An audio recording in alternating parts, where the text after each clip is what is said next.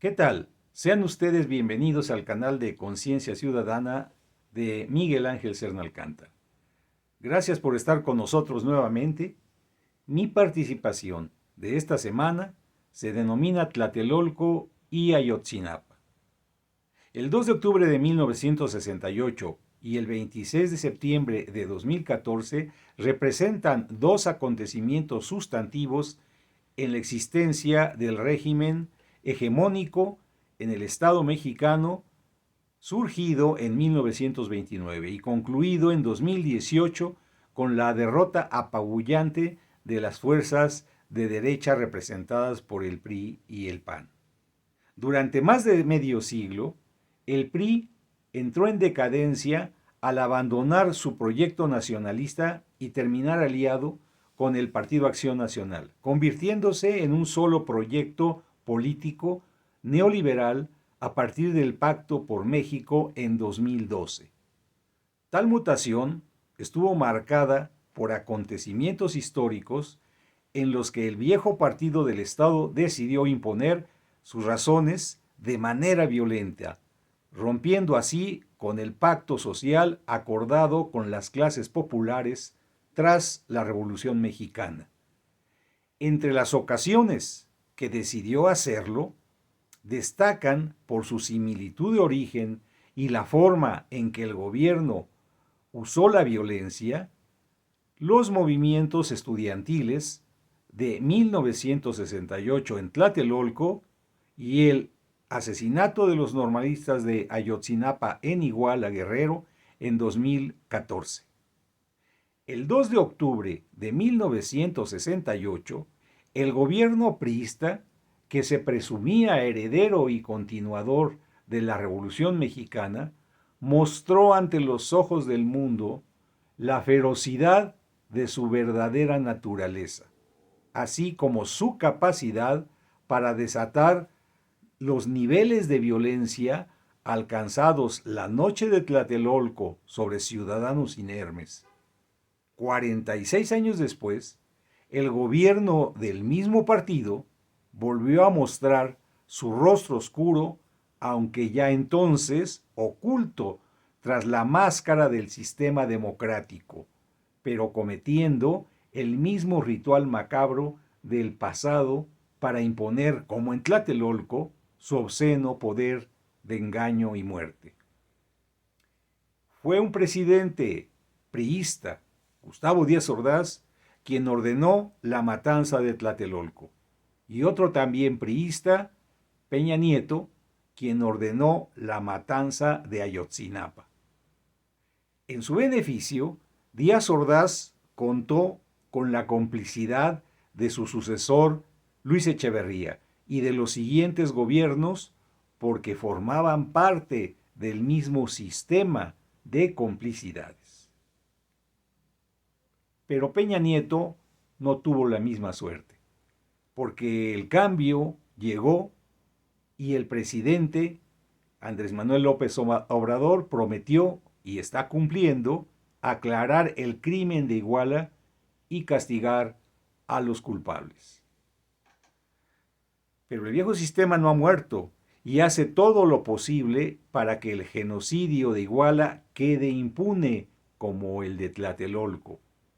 En las sombras y los sótanos del actual gobierno se mueven operadores del pasado régimen que maniobran para librar del castigo a los culpables, intentando echar abajo las investigaciones y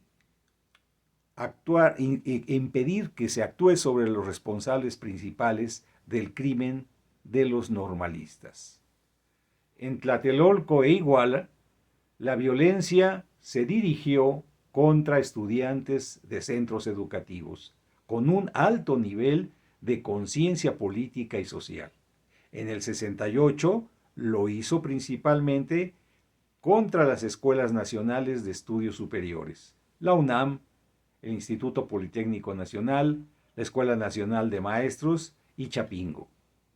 Mientras que con los normalistas de Ayotzinapa, la mano dura recayó contra una normal rural de una zona pobre, sistemáticamente violentada y reprimida como es el estado de Guerrero.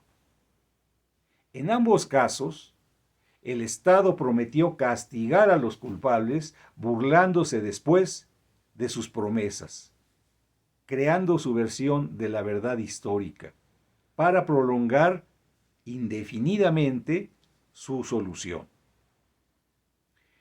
Por cierto, que exgobernantes hidalguenses fueron protagonistas en la trama sangrienta en ambos casos.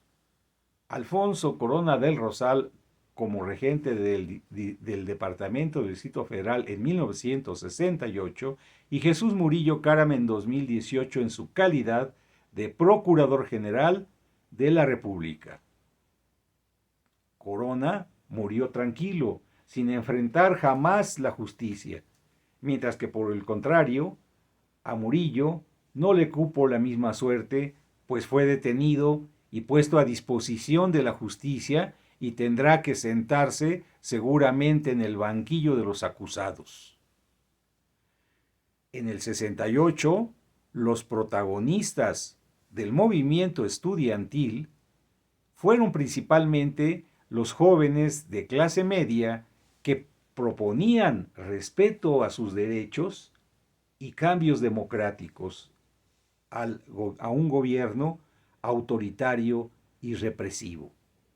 En 2014, las víctimas directas fueron jóvenes pobres provenientes de las comunidades campesinas más apartadas del sur del país, enfrentadas por años a una estrategia sistemática de precarización y desaparición de las normales rurales, aplicada por los gobiernos, tanto el federal como los gobiernos locales, así como el permanente espionaje y acoso de las agencias de inteligencia y represión militares y civiles. Los jóvenes del 68 despertaron al país del sueño nacionalista revolucionario que el PRI construyó a lo largo de 50 años, haciéndose pasar como el heredero único de la Revolución Mexicana, y justificar así su permanencia en el poder, utilizando los famosos fraudes electorales patrióticos, según decían.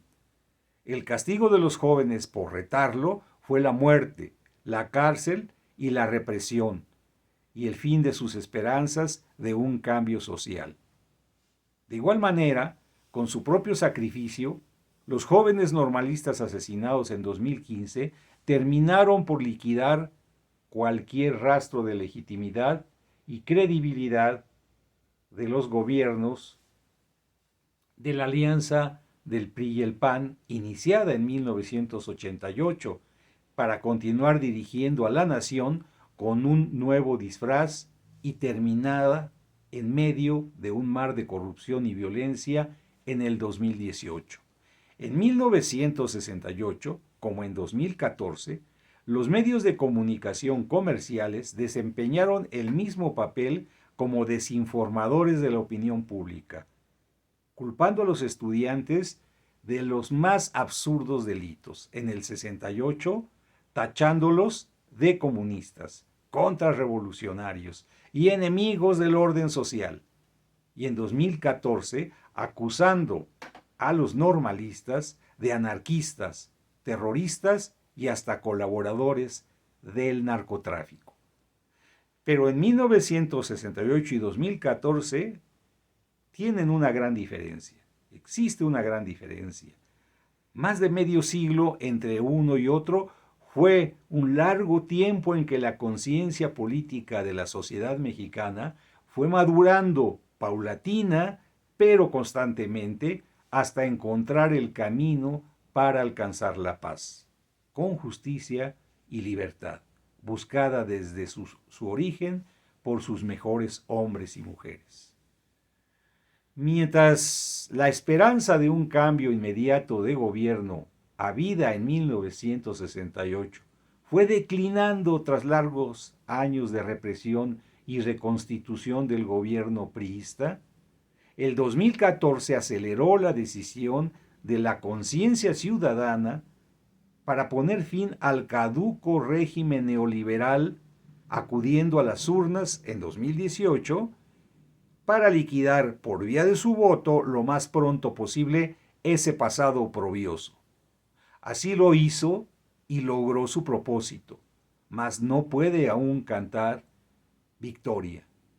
Estamos en el momento más crítico de esta historia en que se decidirá si habremos de esperar otra tragedia como las de Tlatelolco o la de Ayotzinapa, o podremos dejar definitivamente en la noche del pasado todas estas injusticias.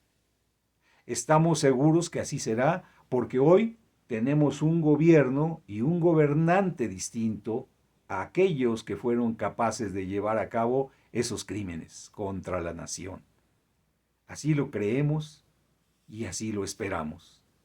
Gracias por su atención a esta participación y les invito a que dejen aquí sus comentarios y se suscriban de inmediato para compartir la causa de conciencia ciudadana. Nos vemos la próxima semana.